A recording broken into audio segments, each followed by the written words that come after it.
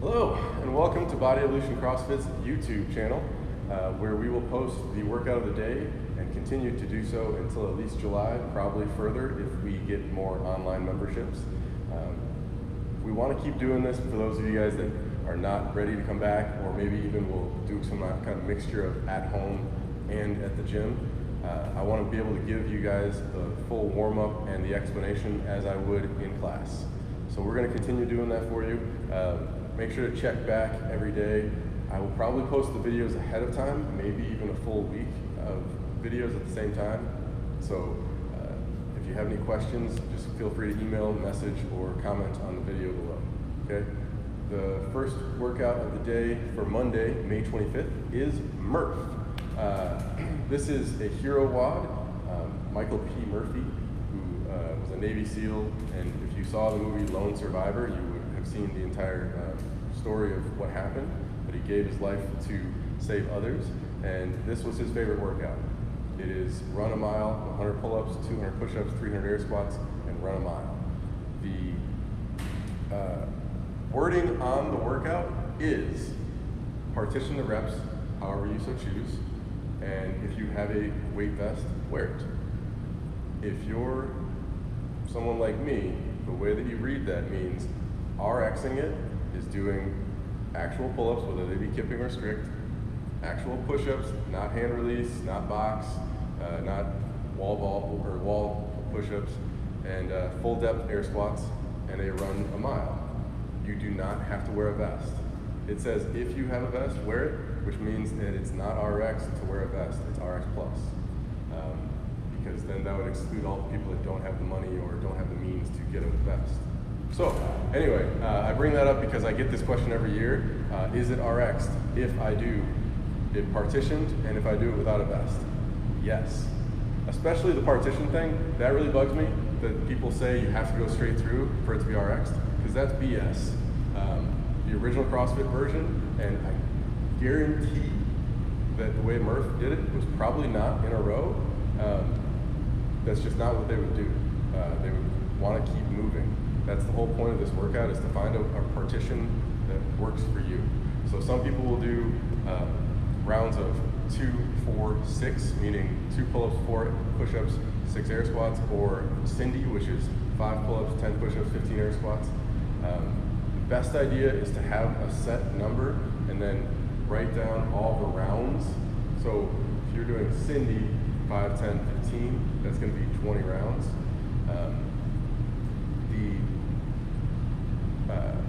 Whiteboard should have 20 dash marks, and you just swipe them as you go, and that way you can keep track.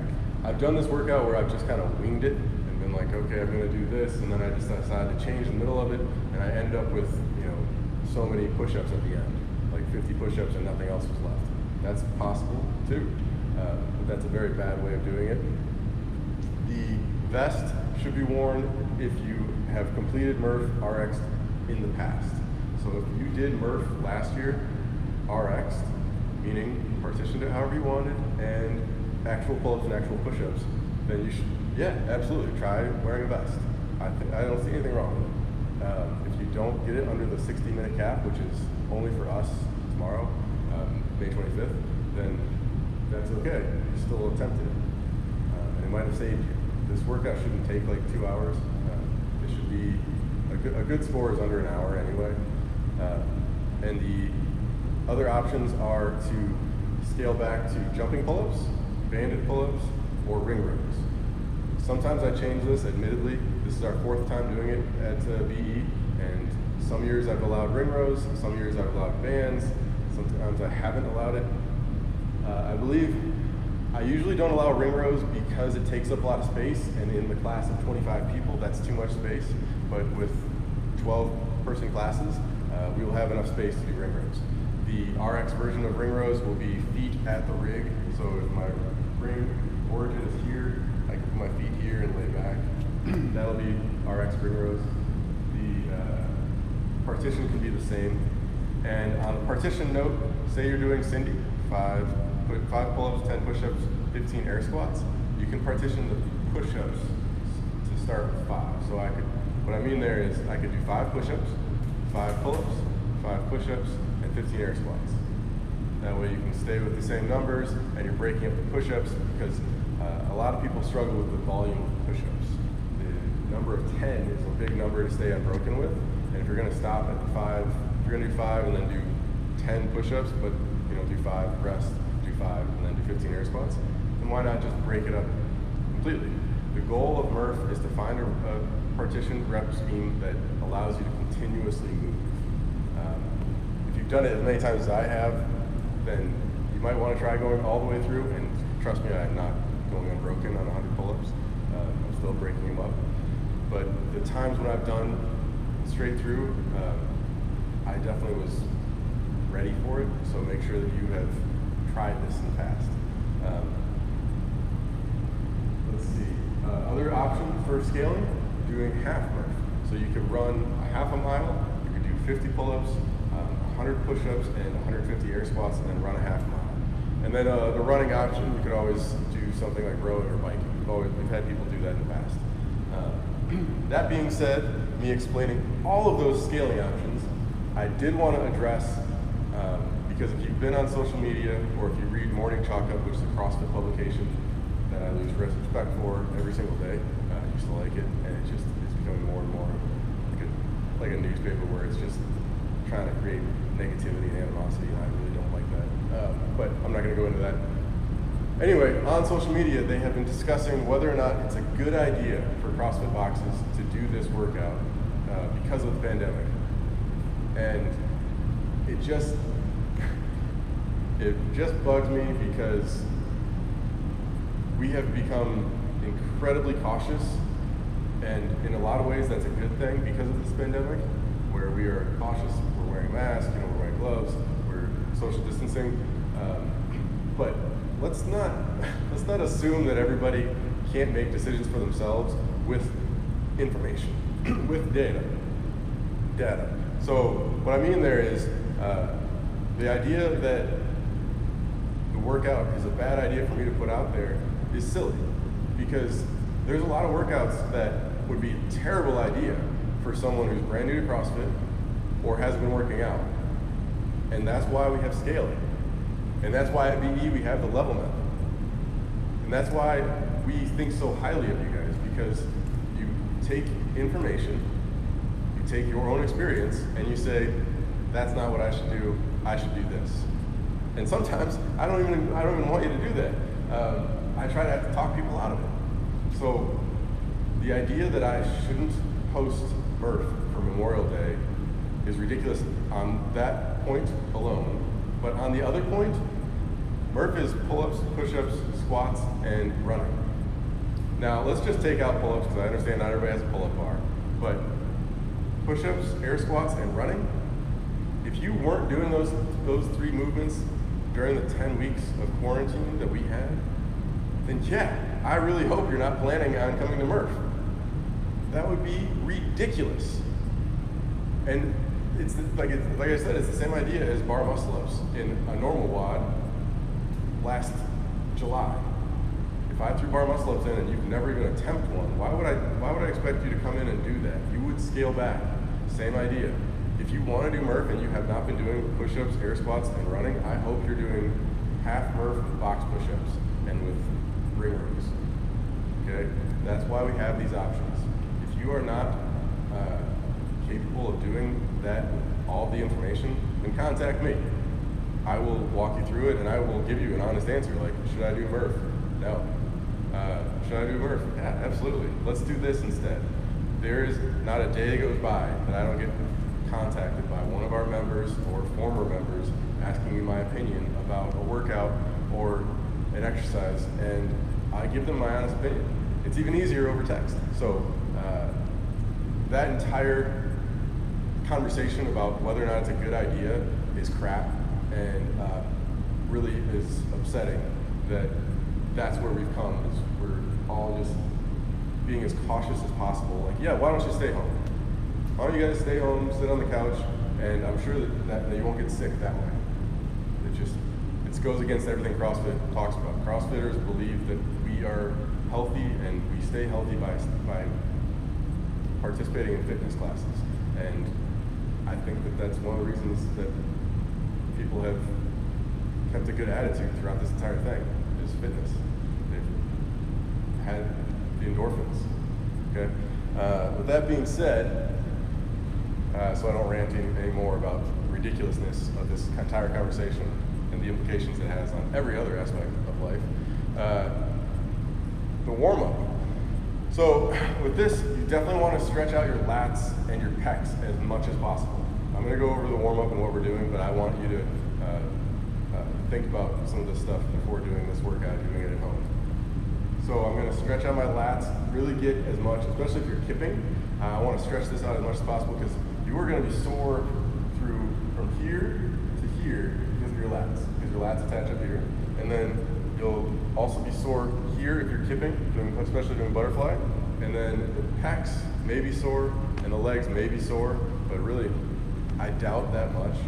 Honestly, if you've been keeping up with the CrossFit workouts that we've done, we have done some kind of Murph prep at least, if not twice a week. We've done it once a week for the last 10 weeks minimum. So I think you guys won't be sore too much in your pecs or your legs, but you will be sore throughout the arms and especially back here, okay? Warm up, we're gonna do line drills. So we'll do lunges, 10 lunges alternating. Do 10 side lunges, alternating. We'll do 10 toy soldier, alternating. 10 walking quad. 10 knee hug. 10 leg cradle.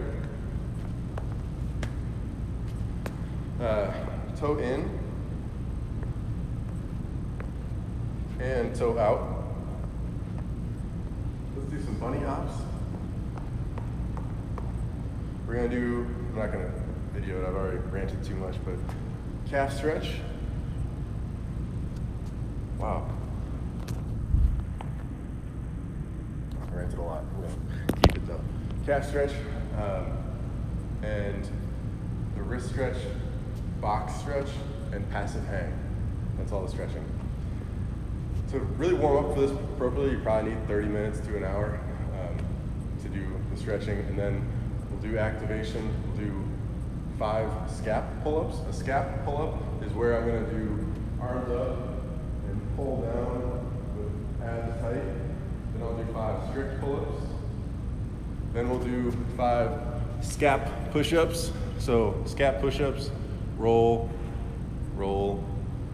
So it's the shoulder blades. And then 5 negative push-ups. Then let's do 5 squat therapy. Squat therapy will be very useful for this because during Murph, you really want to make sure that you're staying upright. And I haven't warmed up, so if that wasn't that upright, don't worry about it. But you want to make sure you're staying upright because if you're somebody that does this, first of all, don't touch the ground. But you're not getting low enough and you're also loading your back, which is not going to feel good throughout this entire process. So do that for, let's just say 3 rounds or 10 minutes. And then let's do a run 400 meters. And then if you're planning on wearing a vest, put the vest on and do the prep with the vest on. If you're not wearing a vest, you're gonna do the prep normal, but I just wanna make sure to put the vest on. Prep, you're gonna do at least 1 to 3 rounds of your planned breakup. So like I said, if I'm planning on doing Cindy, I'm gonna do 5 pull-ups, 10 push-ups, 15 air squats for 1 to 3 rounds at a walking pace. So I'm gonna do pull-ups and I'm gonna do the kipping, and then push-ups I'm gonna do really easily, break them up as much as possible. 15 air squats, so my 15 air squats warm-up pace will be really trying to stay upright, so I might even do it squat therapy style. And then I'm gonna run another 400, and again, if I'm wearing the vest. If you are wearing the vest, make sure that you put it on with breathing room. You're probably gonna need more breathing room on the run than you will during the movements. So give it enough breathing room that you can run and do the movements, but not so much, not so tight that you can't run and diaphragmatically breathe. The other thing, if you're wearing a vest, make sure that you bring something that you can wipe your forehead with, because that gets annoying getting sweat in your eyes. And if you're running with a vest, the key thing to remember is that you have to land with your feet under your hips. If you're a heel-toe runner, a vest is probably going to bother your lower back. It just will. You have to change how you run with a vest on. You need to take smaller steps and land with your feet underneath your hips, because if I'm landing, first of all, heel striking is terrible. One of the reasons is the compounding of weight on your spine. But if I'm now heading 20 pounds to my vest, or 20 pound vest to my body, it's really gonna smack and crush my spine. So, that being said, make sure that you are ready and willing to do this with the vest, and you've done this before. We've done a minimum of 1 workout a week with a vest, and at least 2 workouts a week of Murph prepping, so I'm hoping you guys are all ready for this. Like I said, the biggest thing is this soreness right here from butterfly pull-ups, and then this soreness right here, if you haven't been doing any pull-ups and you've just been doing bent over rows and ring rows, you'll be sore. Make sure that you're stretching, and I will post a mobility video for post-Murph, but definitely stretching out, doing the wrist stretching afterwards. All right? Sorry for the rant, but I imagine most of you guys won't be watching this anyways, because you're all going to be at the gym. All right? See you on Monday.